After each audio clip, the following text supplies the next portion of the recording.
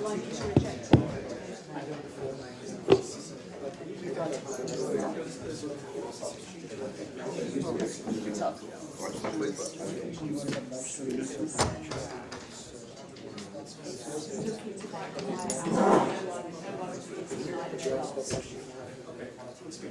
Yeah.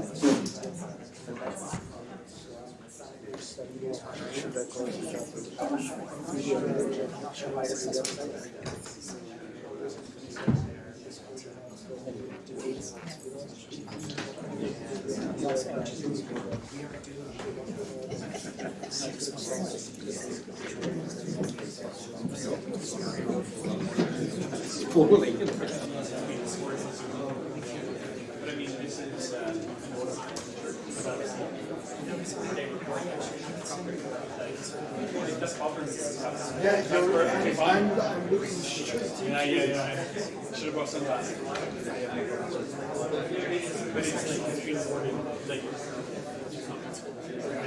there's no something up there saying they are required to it's an I got some better notes because obviously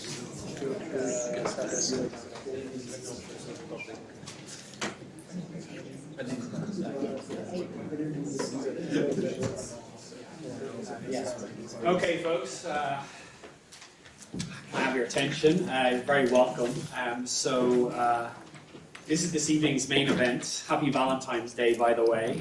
But this event is hosted by the Department of Economic History. My name is Neil Cummins, and I'm delighted to chair this talk and to host Professor Guido Alfani of Bocconi University in Milan, who will talk to us about his new book from Princeton University Press, As Gods Among Men, A History of the Rich and the West. So, Professor Alfani has made multiple monumental contributions to economic history in the recent past. His work is interdisciplinary, being characterized by a keen eye for some spectacularly detailed and unique archival material, and the extraction of that information to large quantitative data sets across many centuries and many countries. He has made substantial contributions to the history of plague and epidemics, wealth and income inequality, and social mobility over the past 1,000 years all across Europe. So his new book has already been showered with praise within academia, and to some extent has already achieved some escape velocity from Planet Economic History to be featured extensively amongst the outlets that are consumed by the chattering classes. Multiple times in the Financial Times, the New York Times, I think more than once too, and also the New Yorker. So a big hit in New York for some reason, with the Knickerbockers being featured prominently in the book, and concerns about relative status always running high.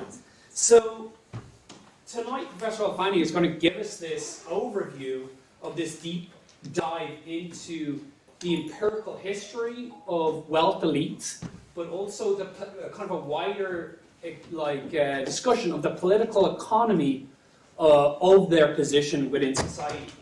And he will speak for roughly 1 hour, leaving us with plenty of time for questions at the end. We're going to go till about 7:30. So stand by for questions. Not a seminar, questions at the end, by the way. And the book is going to be purchasable just outside, and also signable by the author himself. So please join me in welcoming Professor Guido Alfani.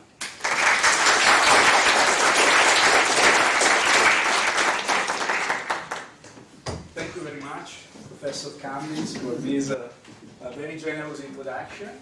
And I'm very happy to be here. I'm grateful to have this opportunity of presenting you this book. I want to save as much time as we can for discussion, if you like. So let me jump straight into how the book is structured. It's divided into 3 parts. The first is like an introductory part on the definitions of wealth and the definition of who is rich, and then the metrics of what we know in terms of how can we quantify how rich were the rich in the past, how we also quantify how many were rich or wealthy in the past. Then the problem becomes, and that's the big central section of the book, who were they, right? Because in this book, I focus on a group of people which is defined based on just one feature, which is wealth, right? I'm not looking beforehand at class or other definition. I'm looking only at those who are wealthy, and then the problem becomes, who are they? How did they get into their wealth? And that is entangled different paths to affluence across history, and which was the composition of the wealthy across history and across societies. And then there is a final section, which is also a very substantial section in the book, which is about the social role played by the rich in society. Now, I will give you just something from the first part of the book, and I will focus more on the second and on the third part.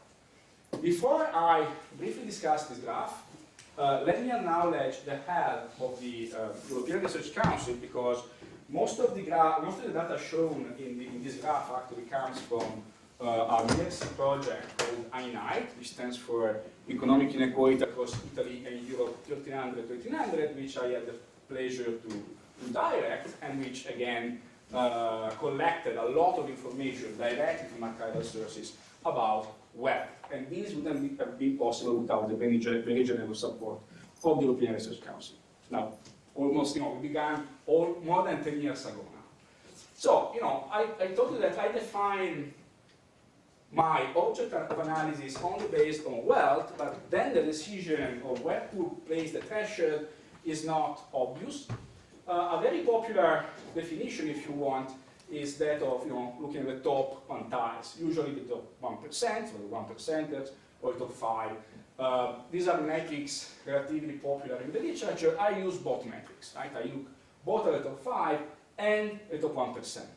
Here you have, for the period 1300-1800, the wealth share of the richest 5% in different European countries, different Italian pre-unification states, plus Germany, plus England to some degree.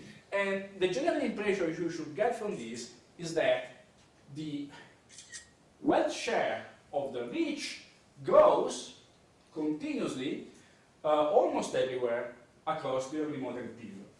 If we look at the longer time frame, we find one phase of decline in the concentration of wealth in general, which is triggered by the Black Death in the 14th century. Then in this picture we have one exception, and that's the exception we know about today. It's not like we have this kind of information from each and every region of Europe. We don't, but among those for which we have information right now, the only exception is Germany. But in fact, it looks very different, but in fact the difference lies in what happens in the 17th century, when there is a second phase of reduction in wealth inequality in Germany, triggered, we believe, by the 30 Years' War in 1618-48, plus the terrible plague in the 1620s, which in this part of Europe was the worst after the war, as far as we know. So, apart from this, and consider this exception, you find this long-run tendency for wealth to become more concentrated. Now, what happens if we look at a subsequent period? As I told you, I use also the 1%ers as a definition. In this case, I will show you the top 1%, United States, France, and Sweden, which are the countries which have somehow the best information, especially for the 19th century. And here the story is similar. So you have continued concentration of wealth in the 19th century up until the eve of World War I. And then you have, also looking at wealth, the so-called Great Compression of inequality in the period of the World Wars, and then this continues for a couple of decades after. The World Wars are, presumably responsible for a substantial part of this decline in the concentration of wealth because of the destruction of financial capital, the destruction of physical capital as well, especially with World War II. But then, after World War II, the continued reduction in inequality probably is connected to the development of welfare state, and also, of course, to the very progressive taxation of income, the taxation of wealth, and the taxation of inheritances, which characterizes this period. By the way, in fact, if we consider the World Wars period, the wars themselves do not explain everything, because the period of the wars is also the period when you have the expansion of progressive taxation in Western countries. Now, so top 5, top 1, of course, when the moment comes to look at the composition, looking at different quantiles, allows to look at whether moving towards the top things change, and in fact, in the book, I also have to work on even smaller quantiles, especially for the modern period, because we don't have information about the composition of the rich for larger quantiles. We have maybe these rich lists, which only tell us about the richest in a given society, right? But the problem with these quantiles is that they are more or less able to answer a question like how rich were the rich compared to the rest of society. But they aren't able to answer the question of how many were rich across history, right? Because there are fixed percentage of population. You fix the wealthy of the rich at 1% or 5% or 0.1%, whatever. But we would also like to know whether in certain phases the prevalence of those who can consider being rich relative to the rest of the population increases. And how can you do that? Well, this is something that very few people did. I think that I'm almost the only one who tried to do this. The technical problem is that you need to have the complete distribution, because on principle, what you can do is, this is a graph which shows the two periods together, but that's kind of the general story, the 1%ers again, very long run, tendency for growth in wealth inequality. You have the United Kingdom there again. And of course, if you extend the time frame to the last 7 centuries, these two phases of reduction in wealth concentration really look like exceptions. Anyway, getting to the other metric, what you can do if you have the complete distribution of wealth is to work in a way similar to what is usually done when you look at relative poverty. So if you explore relative poverty, you define as poor those who are below a specific poverty line, usually half the median of income or 1/4 of the median if you look at wealth. The bar I use here is, for the wealthy, is 10 times the median. So in this case, I classify as wealthy all those who have wealth at least 10 times above the median. The advantage of, we could also look at different thresholds. The advantage of this is that in the long run, in most areas, the percentage which you will get are not very different from those connected to the other definitions, so top 5% in particular. Now, what does this graph tell you? Well, it tells you that not only the rich were becoming richer, but in early modern times, so from the 16th century on, they were also becoming more abundant. Again, with the exception of Germany. Which is pretty interesting, because if I showed you, and I won't, because I'm talking about the rich today, the same metrics but for the poor, you would find that also the poor increase in time during the modern period, which means the society becomes more polarized. Now, this is the general picture. This is what I did in my earlier research as well, which was focused on inequality. As I told you, this is kind of the premise for then exploring who was rich across time. Now, I focus on 3 main paths to affluence, beginning with the path of nobility. Then I look at entrepreneurship and innovation, and finally I disentangle from this finance for reasons connected to the fact that, in Western culture, finance seems to be a little bit suspicious across time, and clearly in the Middle Ages, but to some degree to this day. So it's interesting to distinguish it from the rest. There are other paths to affluence, which I also mentioned, but I don't cover systematically. For example, liberal professions also can be a path to affluence. Now, here you have 3 guys who belong, to this nobility. I'm sure, I would expect that you would recognize maybe one. If you're into, is there anybody who recognizes 2? At least. That's kind of more challenging. And I can tell you this, in the presentations I delivered so far, my personal record, the personal record is 1. And that was the rightmost guy, the young, the most recent one. So, okay, you aren't required to answer. So we begin with Alan the Red, who followed William the Conqueror to England. It was like a minor novel. And he's made his fortune by following William, and he specialized in crushing rebellions, and every time he was rewarded. According to some metrics, he might have been one of the richest persons ever to live in this nice island. To the right, of course, we have Hugh Grosvenor, which is to this day one of the richest persons in the United Kingdom. And if you take these two extremes, this is kind of telling because Alan the Red made his fortune.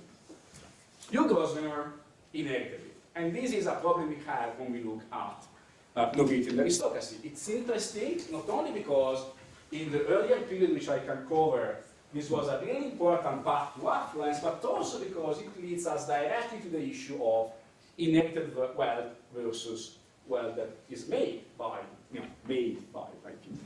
In the middle, we have a French guy, Antoine II of the Crozat family. That's a pretty interesting case because this was a guy who came from a commoners family.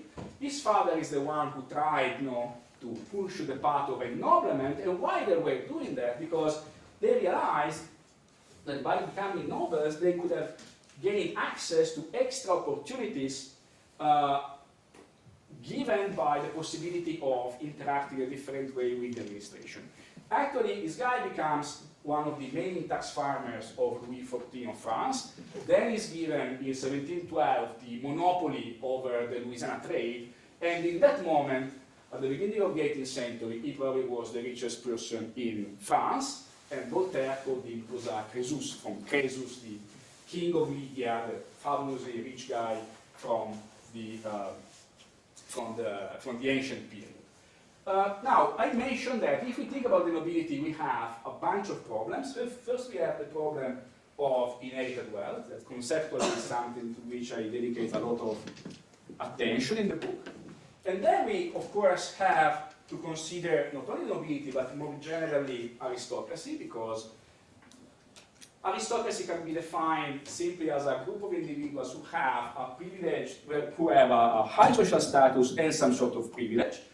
Nobility is a special case, so that also requires inherited titles, but that's one subset of the aristocracy. If we think of the aristocracy, we can, for example, bring in the United States, which clearly in the 19th century experienced the build-up of a wealth aristocracy, which actually behaves as all aristocracies do. And what's the point here? Well, there are people today who worry about whether we are experiencing at the global level the establishment of some sort of a new global aristocracy.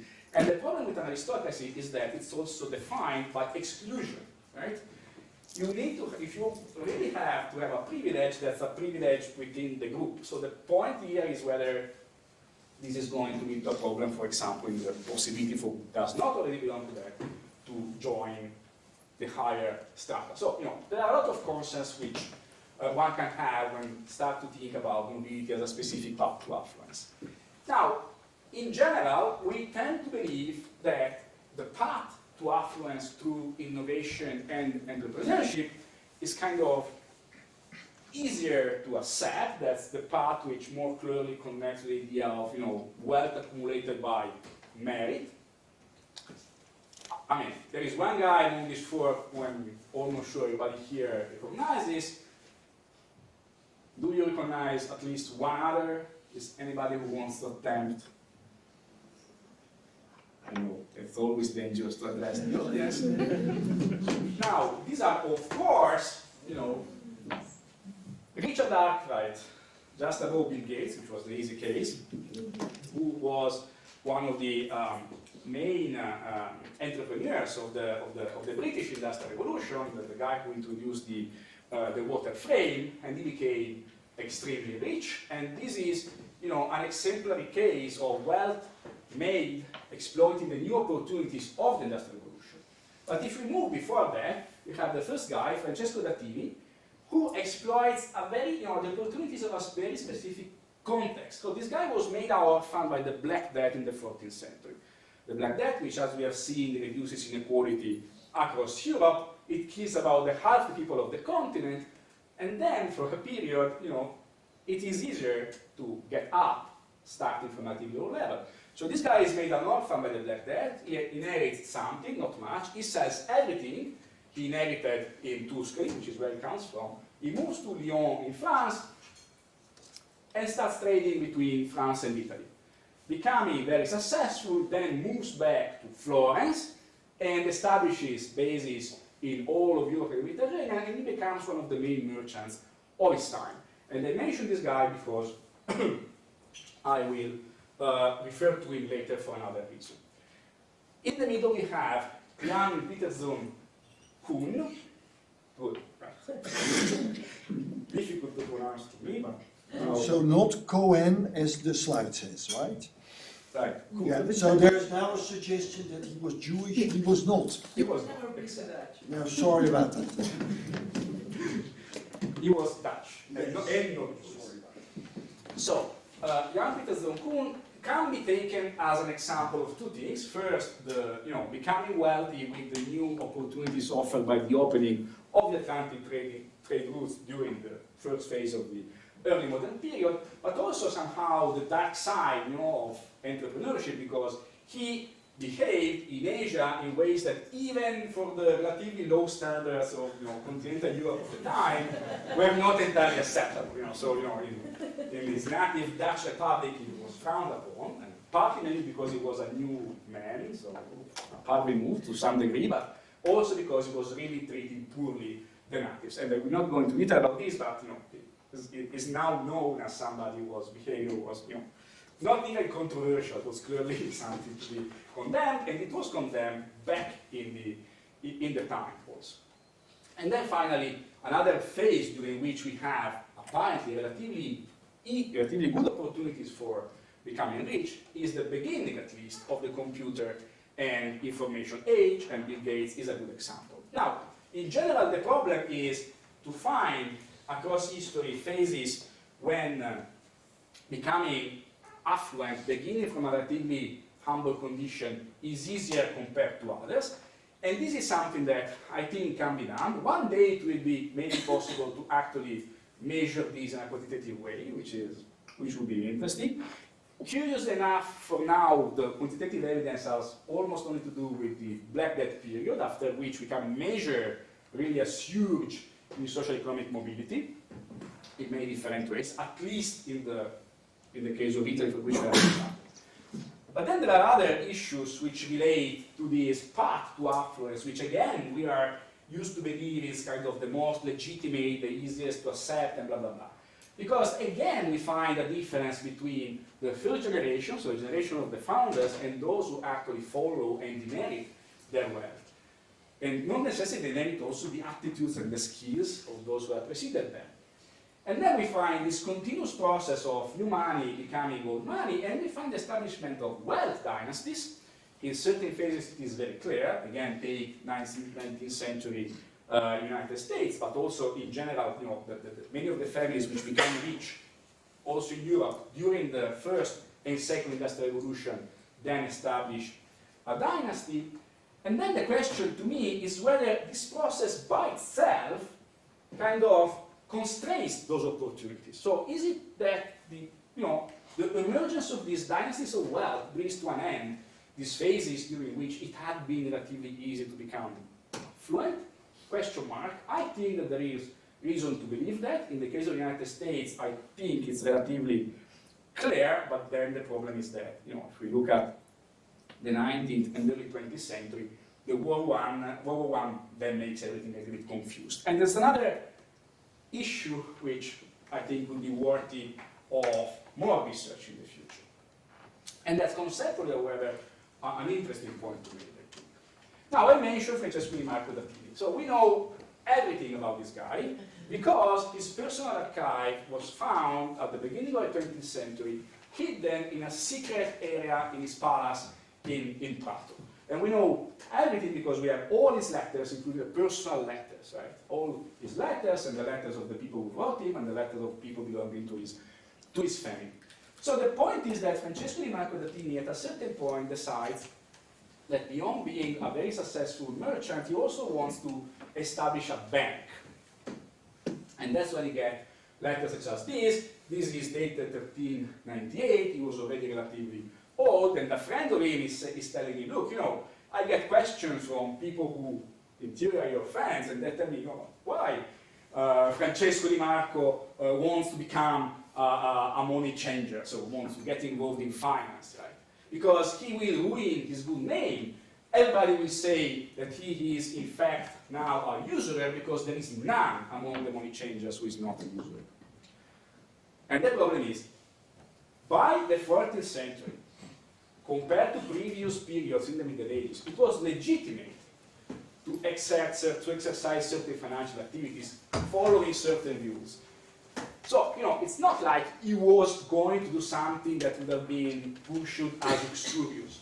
No, the point is, whatever the regulations and the rules and the official position in particular of the Roman Catholic Church, people would have said that this was not a good thing for his reputation, that he was in fact a usurer. So the point is, there was still here a suspicion of finance, and this suspicion of finance continues across the centuries, and I would say, of course, it weakens across the centuries, but to some degree it survives to this day. So becoming wealthy, even today, making money out of money is something which is considered somewhat suspicious, and quite clearly less legitimate than by, you know, becoming wealthy because of entrepreneurship in the industrial sector.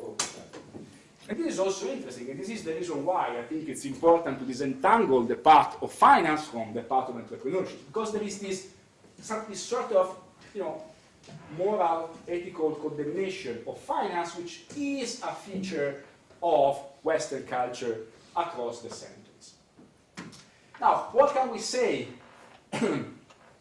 Oh, sorry, here you have other people who are exemplary of this. Cosimo de' Medici, I will mention him later, Jacob Fugger, Jean-Pierre Morgan, who also will mention later, and then let me tell you something about Grazia Nasi, because I really want to show you at least one woman. Sorry. The problem is that when we look at, you know, especially at the pre-industrial period,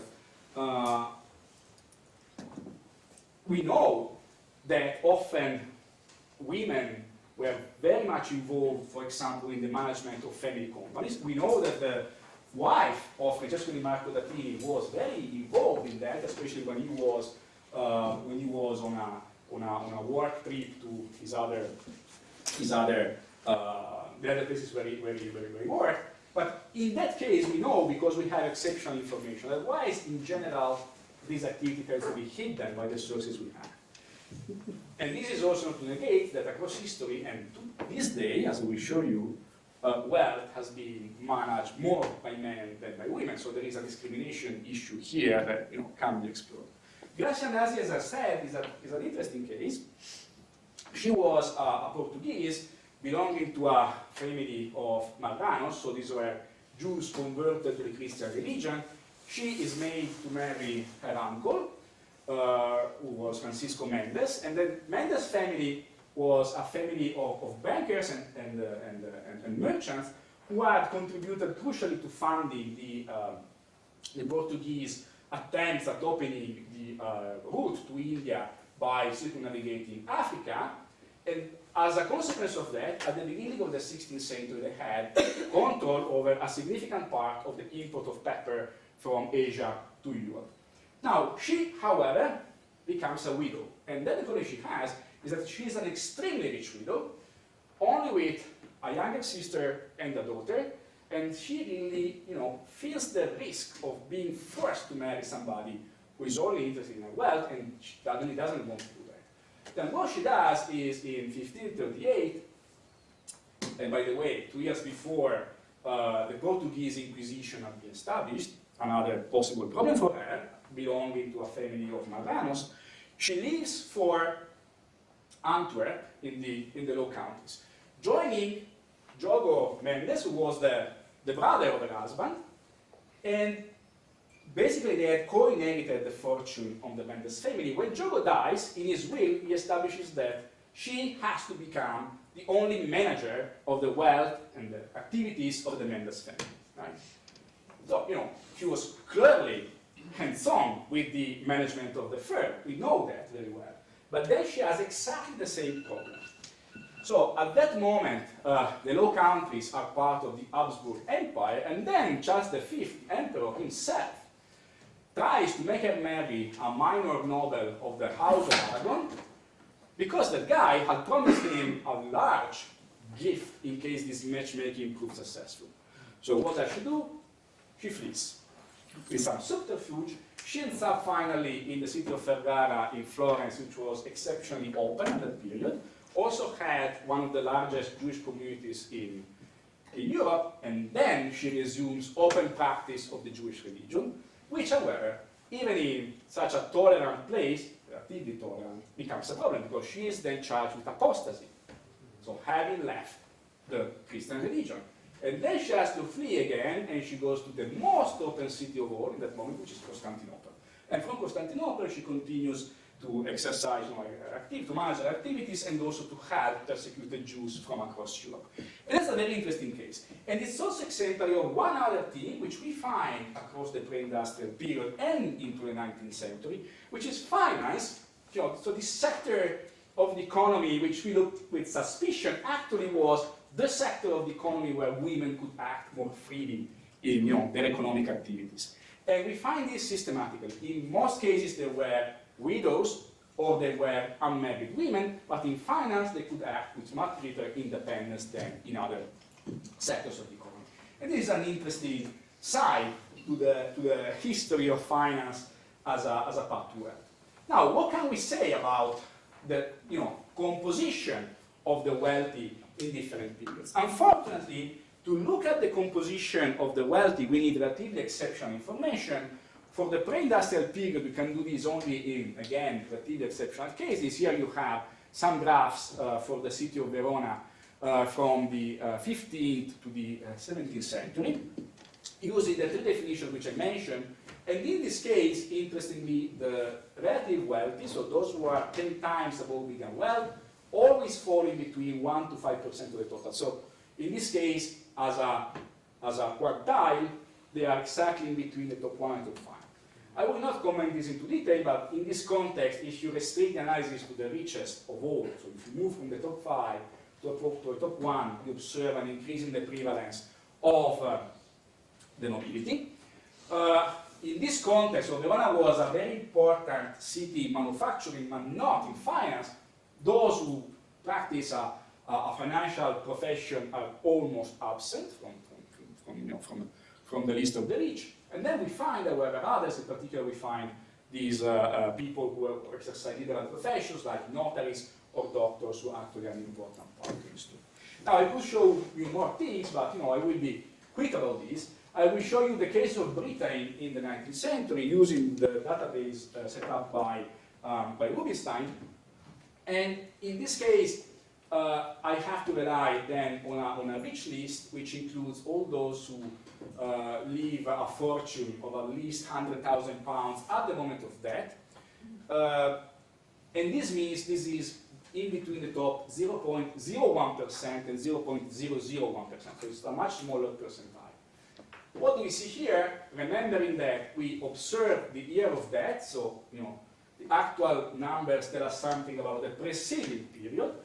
What we see is that fortunes made on land across this period continue to be important, but they are continuously declining. So this is also a decline in the relative prevalence of the nobility among the richest in Britain. We have an increase of those, instead of those whose wealth is made in industry and commerce.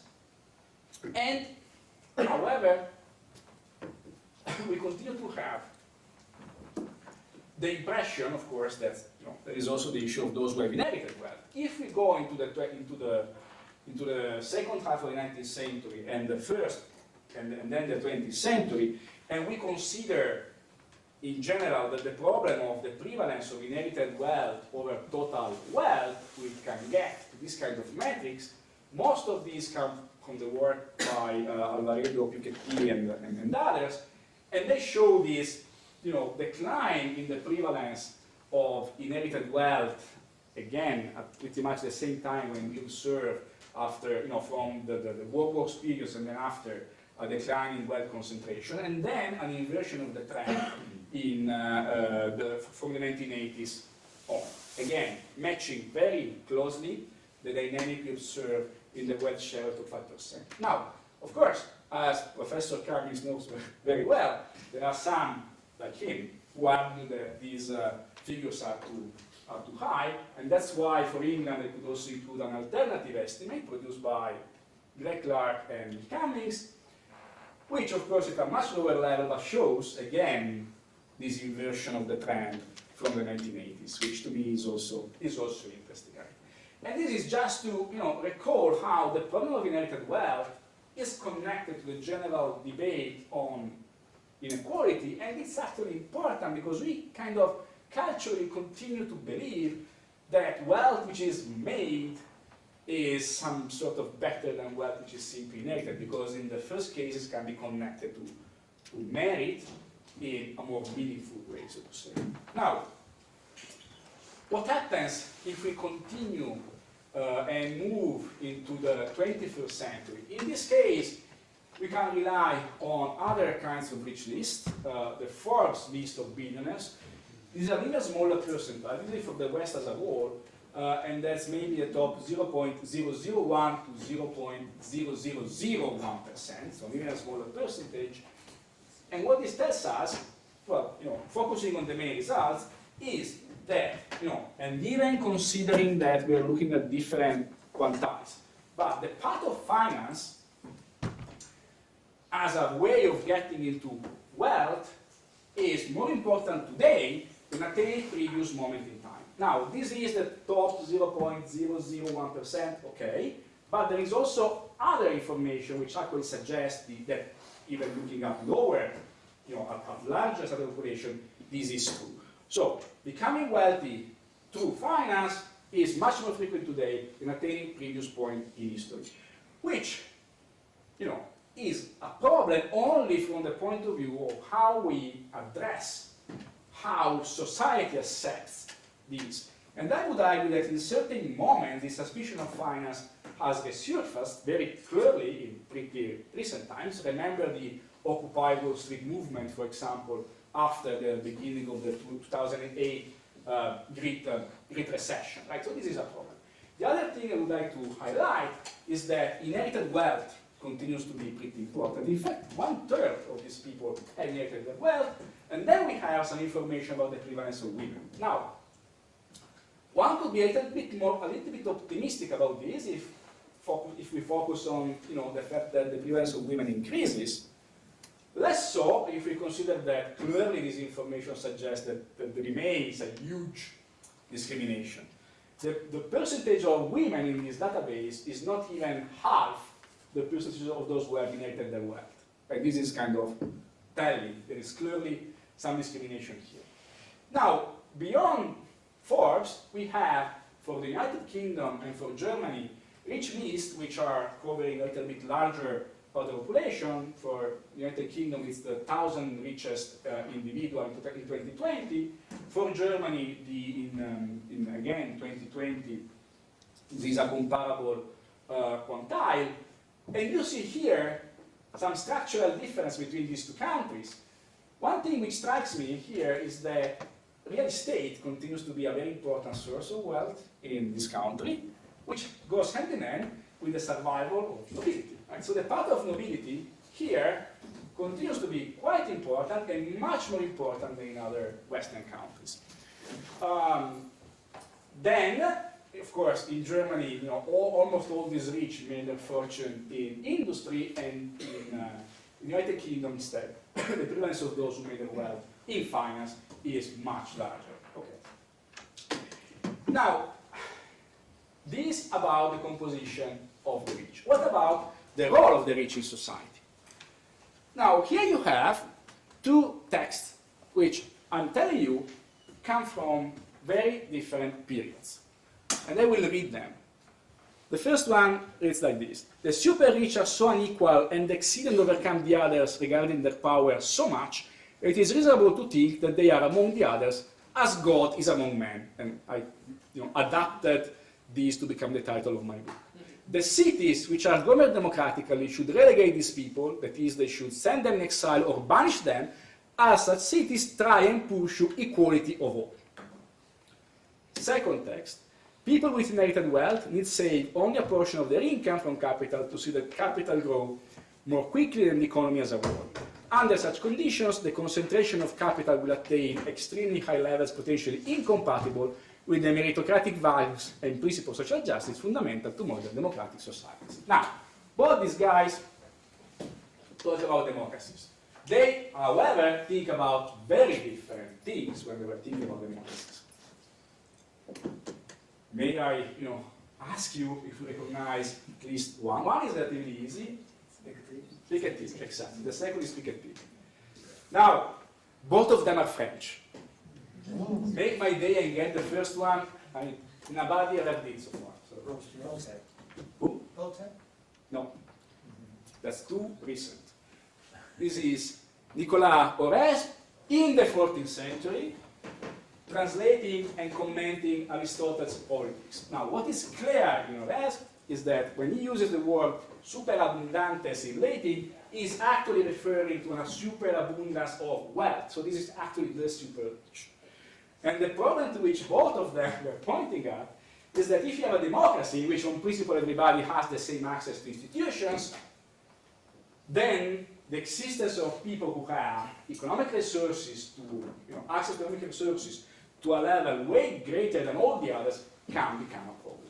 And this problem continues to be perceived across history. I mean, we have Thomas Piketty, 21st century, at the beginning of the 20th century, we have in the United States, for example, the debate about the money trust. So this kind of aristocracy of wealth, which had become established, few super rich families which supposedly control the finance and the economy of the country, and it was feared they might have come to control the politics of the country as well.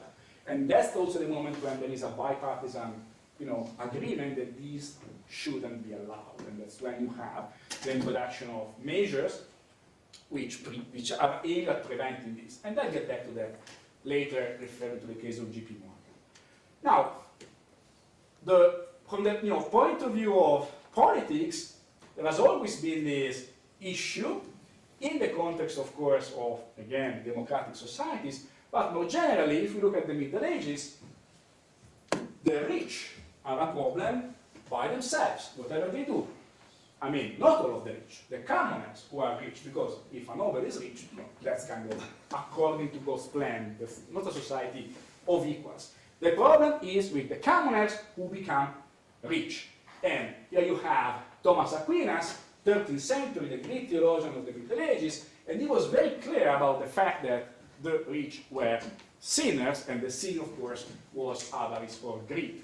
And he came to the point of advising the rulers of cities and whatever to try and prevent their citizens from becoming involved in large-scale trade, because that wasn't good for society.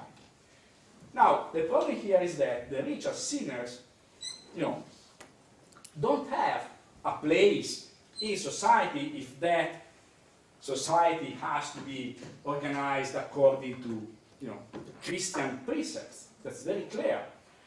The problem, however, and to some degree it shows in the advice that Thomas Aquinas was giving to rulers, is that from the beginning of the so-called commercial revolution of the Middle Ages, when long-range trade becomes better established, you have people who start becoming very rich, who start to rise above the levels of wealth of the preceding period, and then they become also more visible. And you get to a point when they can't anymore be simply dismissed as sinners. So after this moment, you have the beginning of a change in the discourse about the wealthy, which is aimed at finding them a role to play in society. And which is that role? But that's twofold. First, this is Poggio Bracciolini in his treatise De Avarizia, beginning of the 15th century, so on avarice, on greed. And he argues that in the end, the wealthy can be considered to be private buyers of money, right? So, as cities set up public granaries to manage, periods of dearth or famine, then they have to rely on the wealthy to function as private banks of money into which the community can tap, especially in times of dire need, such as during a war, or a famine, or a plague, whenever there is need for extra resources. And it says, if you are in that condition, the poor will not help you. They don't have anything to give you. What you will need are the rich. Now, this is the first function assigned to the rich from the late Middle Ages. Help the communities in time of crisis. If they, if they are willing to do, and also if they are unwilling. And they can provide freely loans, but they can also be forced to provide loans, for example, and they can be taxed, right? And they, will continue to perform this duty, as we will say. The second function given to the rich is magnificence. This is another Italian humanist, in this case is a Neapolitan, Giovanni Fontana, end of the 15th century, and it says, in our age, Cosimo de' Medici has been the first to revive the ancient custom of magnificence. What is magnificence? This is a word which means to do great deeds. And by doing great deeds, Cosimo de' Medici was basically changing private wealth into a public benefit. So the point is, even if the rich only build their palaces, like the patricians of Venice did along the Canal Grande, right? All people who sail along the Canal Grande from the Middle Ages until today will benefit aesthetically from that. We go to Venice to look at that, and we enjoy that to some degree. They also can do things which are more clearly for public benefit, to establish, for example, hospitals or religious institutions of different kinds. They can do good deeds for the poor, and so forth and so on. Now, he was mentioning Cosimo de' Medici. Was Cosimo de' Medici magnificent? Sure he was. I mean, we can still see what he built, and we can still enjoy those buildings, right? We can visit them. And this is what hordes of tourists do every year in Tuscany. But then magnificence is a tricky concept. Now, if we think about Cosimo de' Medici, it's a very interesting case, because Cosimo clearly performed both the functions given to the rich. In 1433, he was exiled by Florence, which was a republic at the moment, with the charge of meaning to raise above the other citizens. So basically meaning to control the republic in a way which was improper. Then Florence, unfortunately for Florence, goes on to lose a war against its rival, which was the Republic of Lucca. Two small republics fighting one with the other. And they lose. And as they lose the war, they can't repay the debt they made with the spoils of war. And they really didn't think they would have lost the war, right? But they did. And so what they do? They have to pay. And what they do is call back Cosimo, exile his political enemies, and call him back. And Cosimo de' Medici is then hailed as the savior of his country. He bails out the republic with his own money, basically. And that's also the moment when he starts intensifying his magnificence. He builds those palaces, he establishes the Medici Library, which is considered to have been the first public library in Europe. But the point is, this is also the moment when the Medici family establishes the so-called hidden seigneury over Florence. So they become, de facto, the rulers of the state. His descendants will become formally the dukes of Florence and then the Grand Dukes of Tuscany and blah, blah, blah. But this is the moment. So the point is, Cosimo de' Medici buys the state, and by his magnificence is making a political claim. And this is very clear if you think about what magnificence is, even in the classics. For the philosopher Plato, magnificence was a virtue of the philosopher king. So magnificence is a claim to rule, and that's a problem if we think about what we today call giving and philanthropy, as we say, because is those giving and philanthropy truly disinterested, question mark, or is it something different, maybe closer to magnificence? It's a question, I think, worth asking. Now, we will reach that point. Very quickly about the early modern period. So this cultural change continues, it kind of pains me because I am a specialist of the early modern period to reduce it to basically one slide. Okay, it's a physical pain, but I don't have the time. And the point is, we have here that the rich continue to pursue, to satisfy these roles given to them. Across the early modern period, the use of forced loan is systematic in many politics, not only in these terrible monarchies, whatever, but also the republics, also Venice, the Dutch Republic, were using this way of making the rich help the community in times of crisis. And then we have, of course, the Reformation, which, from this point of view, is only adding an extra layer to something that was already going on. So, in a sense, with the Reformation, the attempt to become wealthier only becomes more legitimate. That's the adding of this religious significance to that attempt, what Max Weber called beruf. But from before that, the rich themselves, when they were describing themselves, start identifying their own virtues. So this is not something which is invented by the Reformation. The Reformation only strengthens this, only strengthens it to some degree. Now, the rich continue to perform this role of saviors of last resort, this role of banks of money, if you want to use the words of Poggio Bracciolini, and till when? Well, if I have to point out the last moment when I would argue you have a super rich which saves this country for financial ruin, that would be JP Morgan in the banking crisis of 1907. There is a famous story that basically brings a group of New York financiers to his private library, locks everybody in, and tells them, you aren't getting out until we find a way to avoid a bank collapse tomorrow. And he manages to do that. And he's hailed as the savior of his country, in letters, in newspaper articles, with almost exactly the same words used centuries before for cosmic religion. Which is pretty interesting if you think about it. But the problem here is that the United States are a democracy in that moment. And, the concentration of wealth and the concentration of economic power in that moment of American history was already troubling to some. And this exhibition of economic and financial power actually leads to even more suspicion in the context of the debate, again, about the money trust.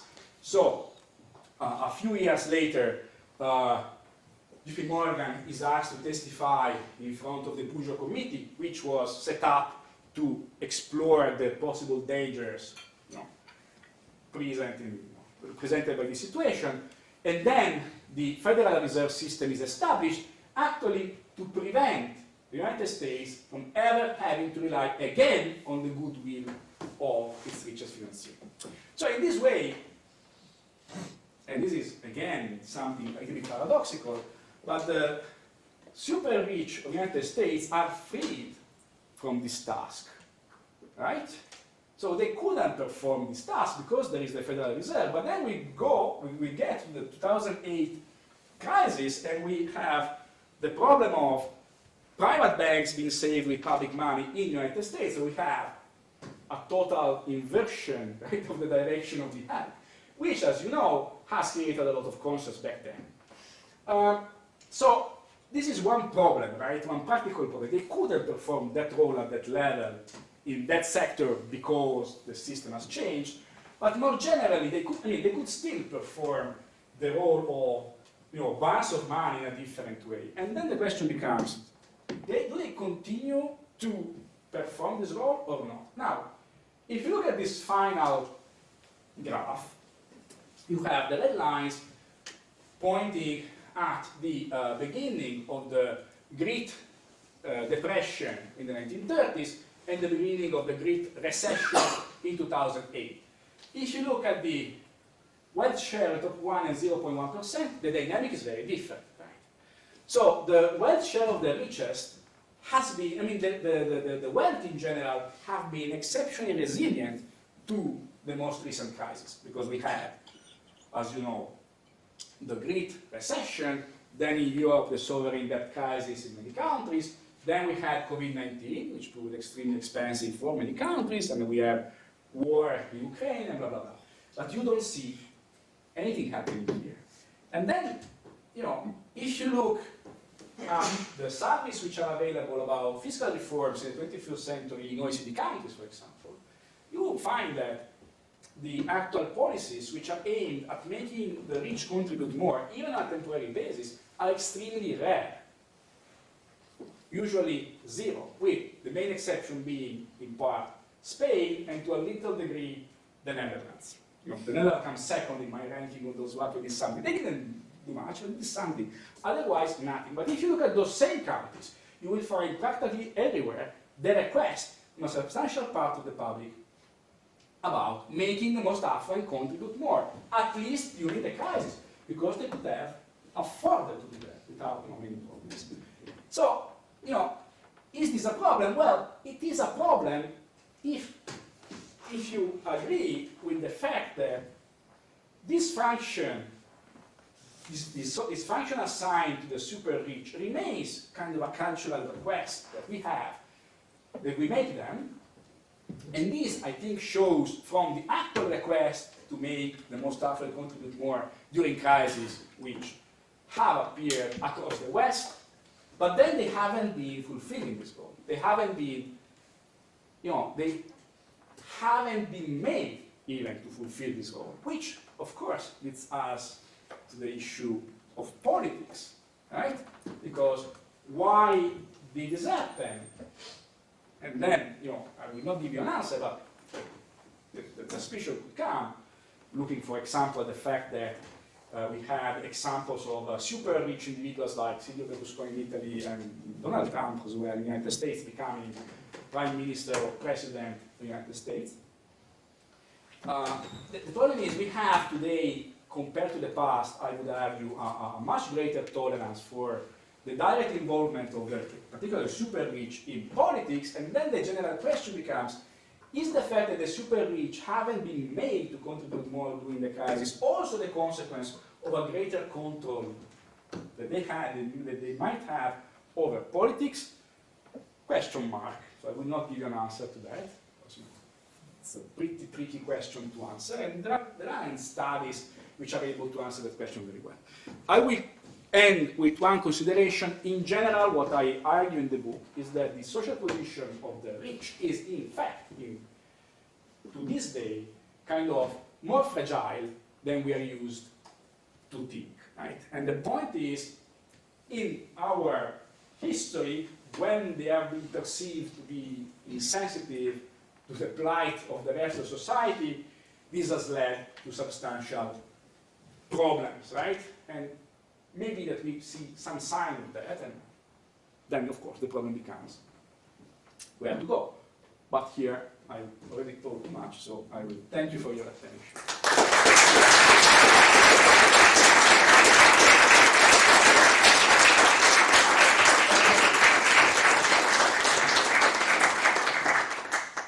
Okay, so thank you very much, Professor Alfani.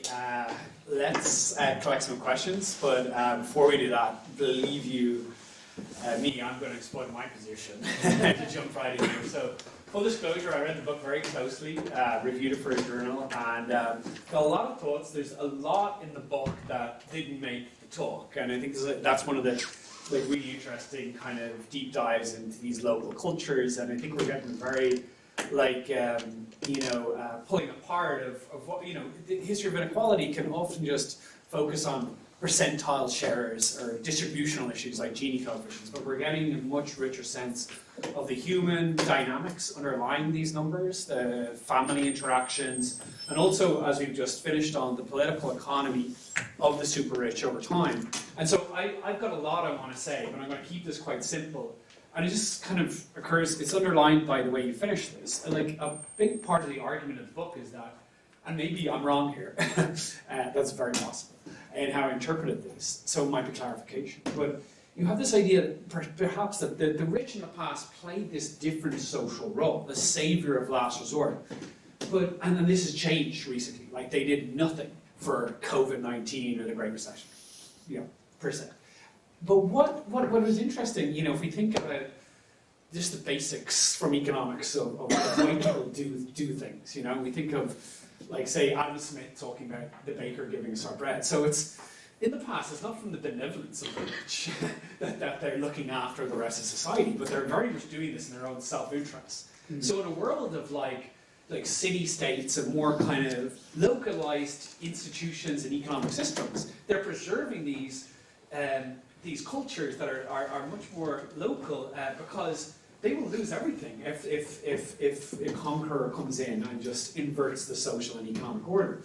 So there's that, and I think we kind of have much more stable political systems in the West, at least and more broadly and globally, certainly, you know, on a global level, than we did in the past. So it's just maybe a mechanical effect of the nature of, you know, not nation states, that you do have a disconnection between local elites and city-states. That dynamic is just automatically severed. So there's that, but also the role of constant progressive taxation post-Second World War, where we have a welfare state with, they're supposed to be, not necessarily always the case, but the super rich are supposed to be taxed. And maybe there's a sense of, I've already contributed to society, I'm not contributing anymore, so you're not going to bail out everybody for, you know, what they might see, you know, is not their issue. So I think, like, there's the role of the changing dynamics of the rich and the state over time and taxation. You know, maybe you have some thoughts on it. No, I entirely agree that when we think about smaller scale polities, the connection between, you know, where actually the super rich guy lives and what happens in that community is more direct and more apparent. But the fact is, we find the same kind of dynamics also on the larger scale polities of the early modern period. So it becomes kind of, if you want, more complicated, at least from the point of view of the super rich or the very rich himself or herself, not perceiving the same level of commitment. But I wouldn't say that this could be the only reason why they can't perform anymore this role. And then, in terms of taxation, the point is also that we know that very probably, if you look at taxation of total incomes, at the top of distribution, taxation becomes regressive again, right? So that's what Warren Buffett was arguing already years ago. You know, I pay a marginal rate on an extra dollar I earn, which is lower than my secretary. That can't be fair, right? So the argument that sometimes we hear from certain individuals is, I'm already paying a lot of taxes, which is true. But the same argument that a patrician of the Republic of Venice in the 17th century would have made. If you look at who was paying more taxes in that context, it was the rich, clearly. But they were paying less than proportionally to their share of the income and of the wealth. So that's also the point. Now, connected to this, of course, you know, if we compare the situation today with that of the 1960s, it's kind of obvious to everybody here, I think, that we can't go back to the same kind of taxation, right? But let me ask you one question, which is the following. Let's think about COVID. So, year 2020, right? What would have happened if, you know, the politicians of one country in the West went on TV and said, okay, we need to raise more resources because this is going to cost a lot of money. And we are kindly asking the most affluent citizens in this country to contribute more in this way, and that didn't need to be too much, right, in terms, and only for 1 year or for 2 years with a commitment that in that case, I think that the vast majority of the victims would have actually felt some sort of, you know, ethical commitment, and I don't see them fleeing, because if they had fled in that context, social sanction would be huge. Right? You are requested to help given this extreme immediate situation. And that's what really strikes me. If you look at, again, fiscal instruments introduced during that crisis or the other crisis, you don't see even temporary measures making through you know, the legislative process. And that's what really, to me, is styling, right? Because, you know, I think that would be feasible on principle.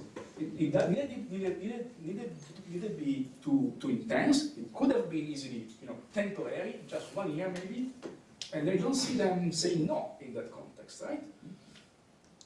Okay, great. No, So, that's great. Thank you very much. So I'm going to chair the questions, and so I saw yourself first, then at the back, and then Martin. We're just speaking, or no need for a mic? Are we just? You want the mic? Well, We're okay, are we? Yeah. Press the mic. I'm very intrigued by your final points, and I'm inclined to agree that most people in this situation would step up, particularly in the context of US big tech. And my question is based on that. The elephant in the room, war. Do you think they would step up in those circumstances? Because we're in a situation now we have not been in since 1945, and I know to a certain extent behind the scenes, particularly again in the US, that big tech has helped, but would that be the icebreaker one way or the other across the West, if they did or they did not? Yeah. So quite clearly, across Western history, war has been the best possible motivation to ask for more taxes to pretty much everybody, including, but not limited to, the rich. So I think that in that context, if it really comes to that, my bet would be that at least an attempt would be made to tap into the resources of the rich, which, based on the experience of the last world wars, probably would be some sort of loan, presented as voluntary, but if the perception were that people wouldn't willingly do that, then some sort of pressure would be accepted. As happened, as far as I know, in this country with World War I, when the Chancellor had a little chat with the City of London about the fact that certain loans had to be actually subscribed. So I think in that case, at the very least, that would be made, and somebody would step up. And again, if you flee from these requests in a context such as that, I think that social sanction would be huge. Then maybe you don't care because you go and live on an island in the Pacific, which is yours and whatever, but that wouldn't go without consequences, I would say, from the social point of view, and then governments might then try and make this more painful from other points of view. Thank you. So, question at the back here. Thank you. You do speak up if you can. Thank you for your presentation. I think you show very clearly that the acquisition of wealth has always been looked with suspicion in society, especially if this is acquired through finance, and maybe less the case if this is acquired through individual entrepreneurship. Now, there's, I think, popular argument in contemporary period that is put forward that meritocracy, the limits of meritocracy. I was required to read a book in my bachelor by Michael Sandel, and so it appears that also like acquiring wealth through like individual entrepreneurship might be looked at with suspicion. So my question is, it appears that whatever way people get rich, they're always looked at with suspicion. So my question is, it's like being rich in our society, something to be ashamed of? To some degree, it's exactly like that. If you really think about the position of the rich in society, you often get into the problem of saying, okay, if the rich do this, they run into problems. And if they do the opposite, also, right? So, if you take the Middle Ages, right? Dante Alighieri in the Divina Commedia, the Divine Comedy, is punishing in the same part of hell the greedy and the squanderers, right? And in the Middle Ages, if you accumulate wealth, you are a sinner because you are greedy. But if you show off your wealth by spending, you run into other kinds of problems because it's not good. And that's why you have all these sumptuary laws which actually regulate how you should consume. But it's just an example. The point, in general is exactly this. There is an issue with the presence of very wealthy individuals in societies, and which is why I use this metaphor of the oyster. And this is also the reason for this specific painting on my cover. That's like the pearl in the oyster. So the very rich are produced by the oyster, like the pearl, but at the same time they're like an extraneous body compared to the oyster, right? And that's the problem. It's not like I have a solution, right? But I'm highlighting the problem, and the problem is always there. And then a way has been found to kind of moderate at least the social resentment against this disparity in wealth, which was again finding a way for the rich to contribute, again acting as banks of money or to magnificence, but magnificence is problematic in a modern democracy for the reasons that we have discussed. So yes, there is something which has always troubled Western societies in different ways across the ages, but also with quite clear continuities. So yes, I would agree with the fact that there isn't an immediate and perfect solution, right? But still, my point would be, if the rich today stop performing the tasks assigned to them from the end of the Middle Ages, then which task are they performing? And then what's the answer to that? Right? It's not clear. And that might only fuel further resentment, because you don't have anymore the moderating factor. And I'm not telling you, of course, that resentment against the rich is right or wrong. I'm not interested in that kind of question personally. It's only a fact, right? So the point is, if that is what is expected from them, expected from society, society expects that from them, and they stop doing it, what is going to be the consequence? Question mark. And I think it's an important question to ask. There are, of course, also others who ask that kind of question today, right? And I think that history tells us that the problem we are facing is not new. What is new is the exceptional resilience of the rich against crisis obtained by no longer performing one of those key roles, which is acting as saviors of last resort, or as banks of money, so allowing themselves to be taxed more, at least in times of crisis, I would say, like wars or pandemics, or but we live through a continuous crisis, so that's a problem which resurfaces every other year in this epoch that we are going through. Great. 3 questions lined up. Martin first.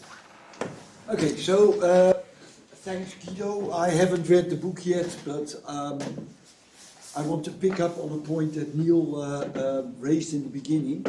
So, as you know, I did a local study of these kinds of people in the 18th century in one Dutch town, and I find your argument compelling that these people are not only in it for the money, but that they are civic-minded to a certain extent.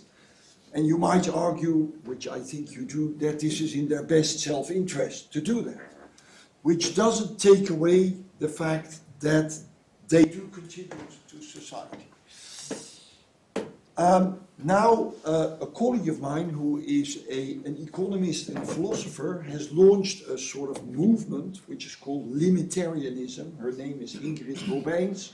She just published a book in which she argues that nonetheless these people are bad for society because their wealth is basically outrageous, and therefore we should apply an instrument that caps their wealth at 10 million euros or dollars or whatever. And I was just wondering, is that a good idea or not? I can tell you a funny thing. A few days ago, some group published an article in the Financial Times, which I'm very grateful, discussing together that book and my book. And he was citing my book for one little thing that Nicolau Erasmus also writes in his comments. So it's him, it's not Aristotle in this case. He said, in a democracy you should have like 100% inheritance tax above a certain level.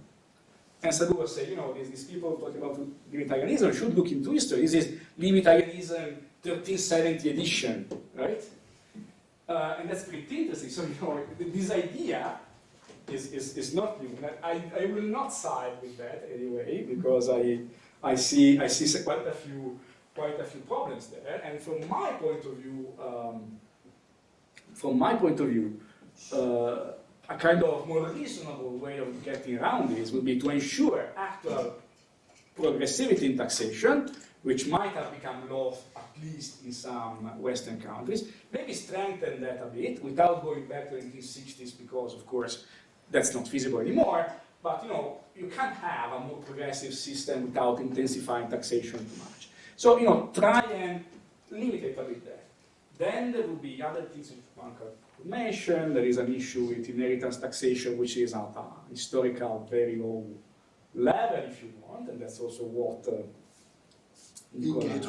Erasmus was referring to. So that's maybe something that we could think about in a different and new way, right? So maybe slow down this tendency for the continuous accumulation of wealth, because that can be problematic for society, for the political systems, for pretty much everything, right? This kind of concern is to me is very important. Limitate wealth to a certain level, it's a boutade if you want to know. How will you do that if we aren't even able to ask the rich to pay like 100 euros more each during COVID-19?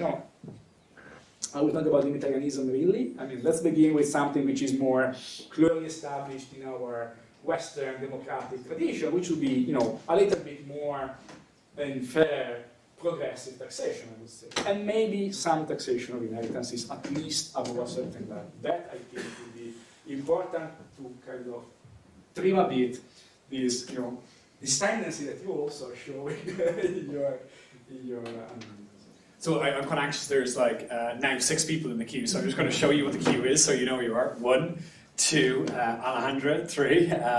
There was someone over here, 4, 5. There was the person who's 6, 7. So, okay, we'll try to remember where you are.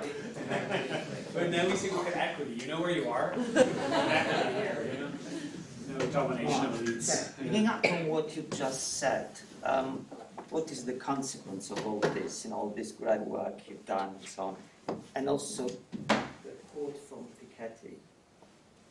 Also, I noticed that, I might be wrong, but one of the first slides, you showed that particularly basically from the 1200 on, I believe when societies get richer and then going to the industrial revolutions, then people get richer, sorry for the stupid quote, but then they become more unequal as well. So what happens to, if say the 1% get very rich, and say the 30% gets very poor, what is the real consequence? And I know it's a very difficult question to answer historically, but what would be the real consequence on life expectancy, income, wealth, health? Did you touch upon these on your book, or do you think is this relevant? Right. No, I mean, it's relevant in general. Now, one interesting thing about, you mentioned the Industrial Revolution, if you look at the top 5% in England, in that case, the estimates for the only estimate which I haven't produced myself is for England 1650 to 1800, so it's Peter Lindert estimates.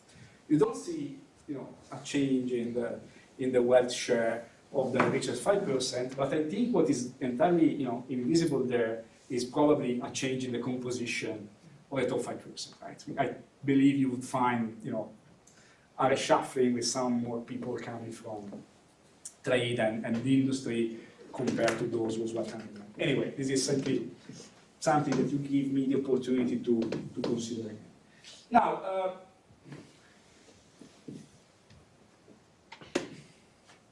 this is kind of a complicated question, because if we look at this historically, the context you look at matters a lot, right? So for example, if you think about the Industrial Revolution, we know that the lower strata and the workers actually didn't benefit from that till the second part of the 19th century, right? So it's pretty late. And then they start experiencing an increase in real wages, but only after a certain moment in time, and that's also when they start experiencing an improvement in their relative health conditions and so forth and so on. And that's also because of changes in public health systems due to the arrival of cholera to Europe, whatever. And that's a moment, by the way, when you have a nice example of how an external shock leads to, the economic elites as well, the political elites, all to agree that something has to be made, from which the poorest strata are the first to profit, even if they weren't happy with that, because often the very houses were destroyed, these entire sections of cities were altered in order to make them healthier, whatever. But the point is, in that moment, then from the middle of the 19th century, they are those who experienced the largest improvements in terms, for example, of personal health, but that's because they start from a very low level also. So, the point is, if I understand correctly your question, to which degree is wealth concentration matters? Well, from certain points of view, it might matter a lot, and politics. It affects, the poorest, because the more the society becomes unequal, the more affects the poorest. Okay. Now, again, I'll give you an historical answer to that. If you are very poor in a pre-industrial context, I think this is actually telling, you are at about subsistence level. Okay. So what happens if you see that the share of wealth of the bottom declines? Well, they get less and less formal ownership of resources, but the actual access of resources can change, otherwise they would be dying of starvation, and before dying of starvation they would rebel against the system, which they don't do. So the point is, and I studied this, for example, for the Republic of Venice in a previous book, that we can be pretty sure, and there is some evidence of this, that when wealth in that context becomes more concentrated in the hands of the few, at the same time something is going down by means of charity. And there are all these institutions set up to provide the charity.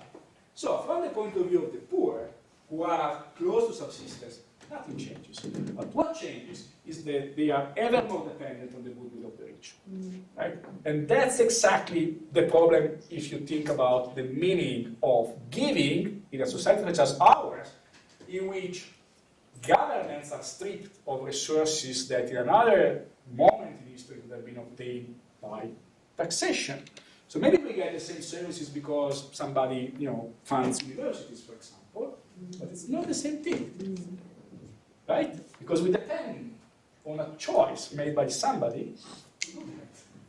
So in terms of, social relationships, this is meaningful, although your actual access to resources and services as an individual might not change, even if you're poor.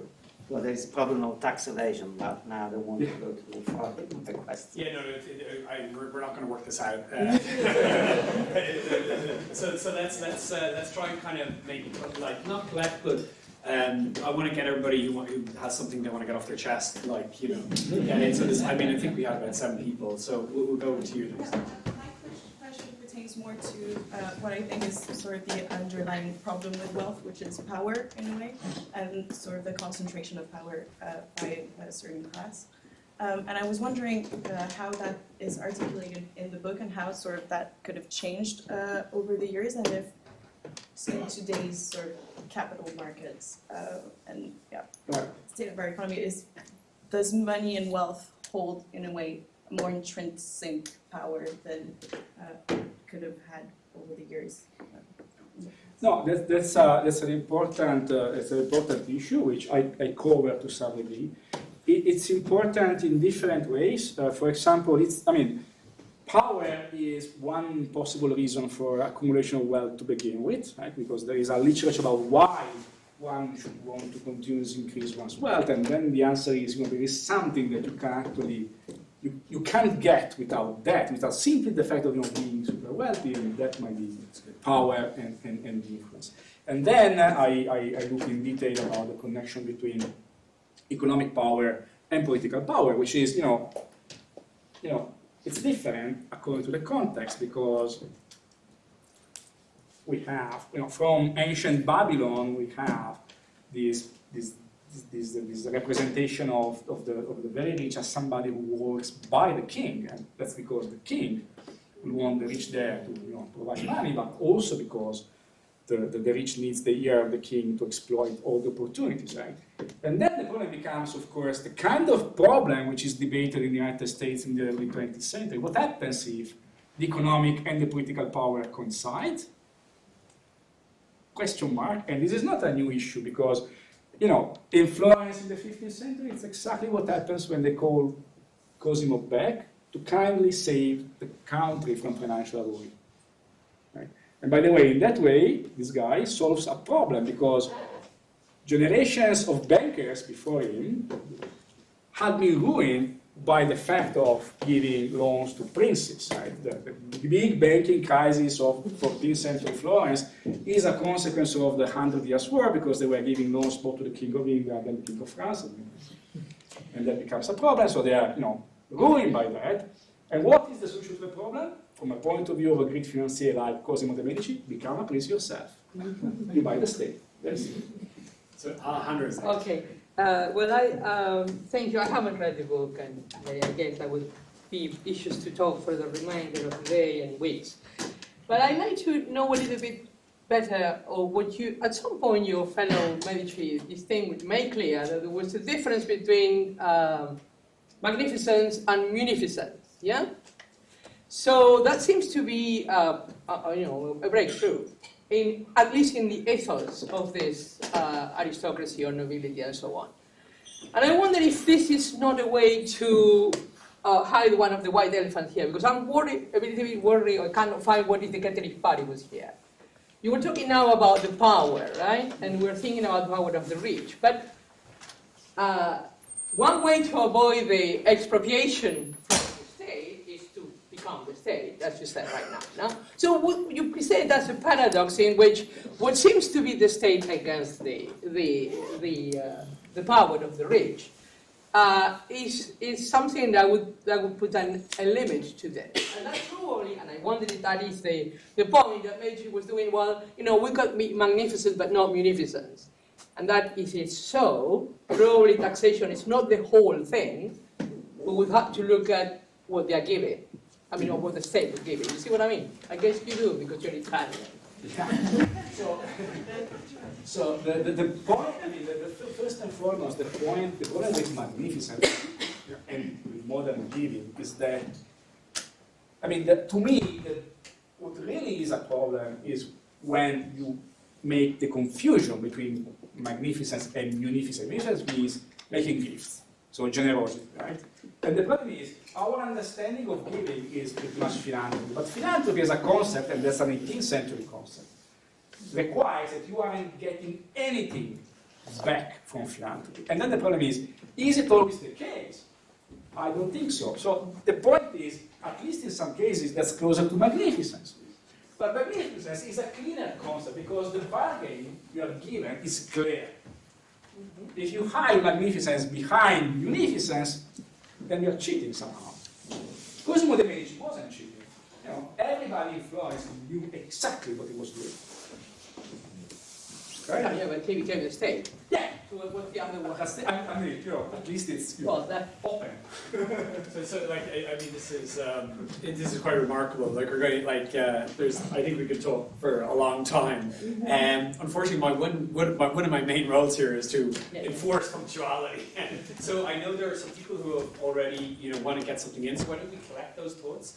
I'm sorry, I'm going to request that you be a bit brief, and then we'll allow Guido to maybe pick what he wants to respond to from these questions. So I've kind of lost where we were. Do you remember I picked out some people to ask a question? I think there was, I don't know who was for, or who wants to go? Yeah, I think it was this guy, yeah. And then we'll go to you. Yeah, thanks.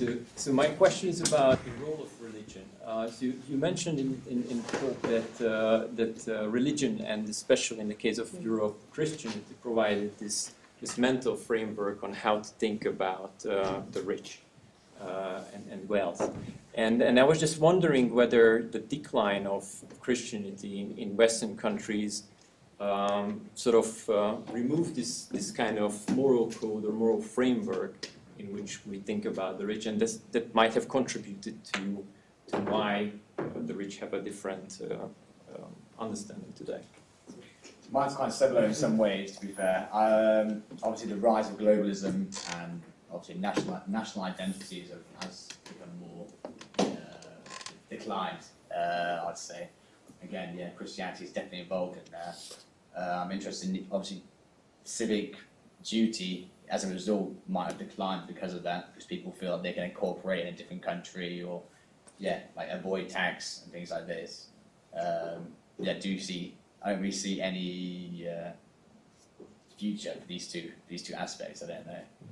I think that's a good point to put a hard line and give you a chance to have a response to them, and then we'll wrap.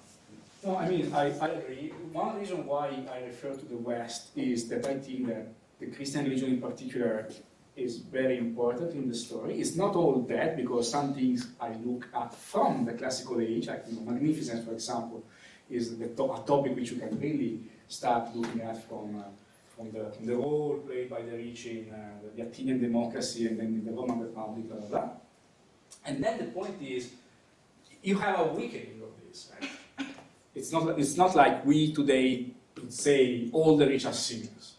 No, but there is also continuity. So it's a weakening of something which, however, continues to some degree. Right? So we are not in a completely different world looking at our social perception of the function of the rich, I would argue. Then, of course, we are not in the Middle Ages. We have a lot of things, and religion matters less. But in terms of expectations and perceptions, finance is kind of suspicious.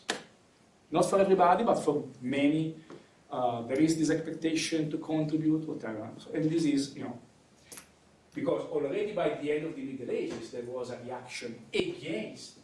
Right? So this part of decline in the importance of religion in shaping this arguably begins at that point. Then you have the Reformation that plays a different role.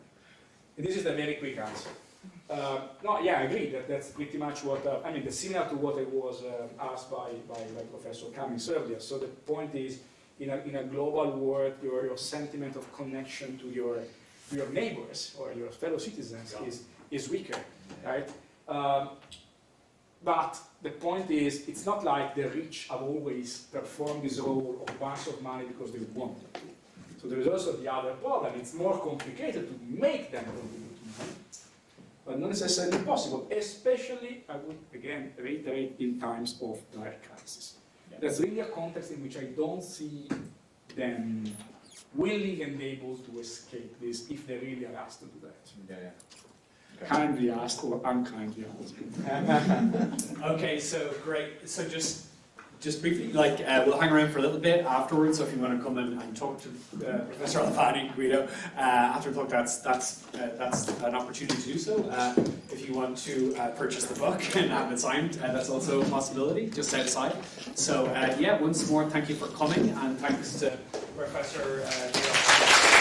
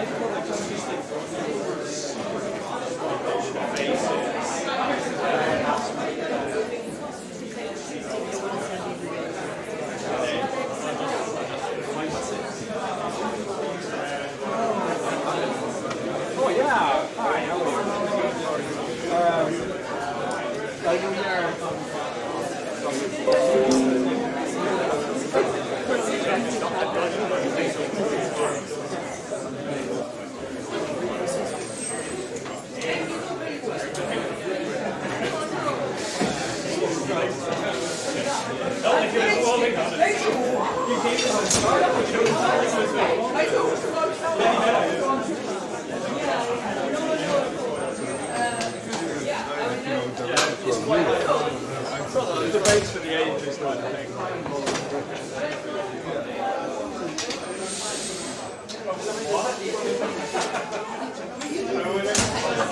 know that I'm having a day. Thanks a lot. Take care.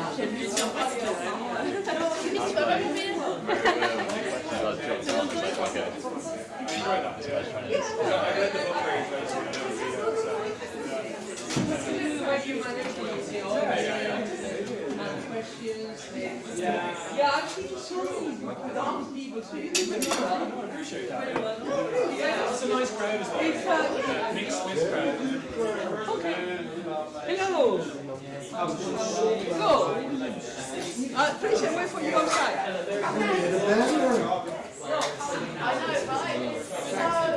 Thank you. I've seen more than a few people. They've got round ignoring half. Oh, yeah.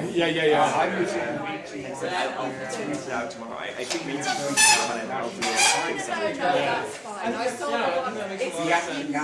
Yeah, exactly. I guess sometimes it's when you actually need to listen to what's being said. Yeah, it's like quite that we couldn't see it on the side.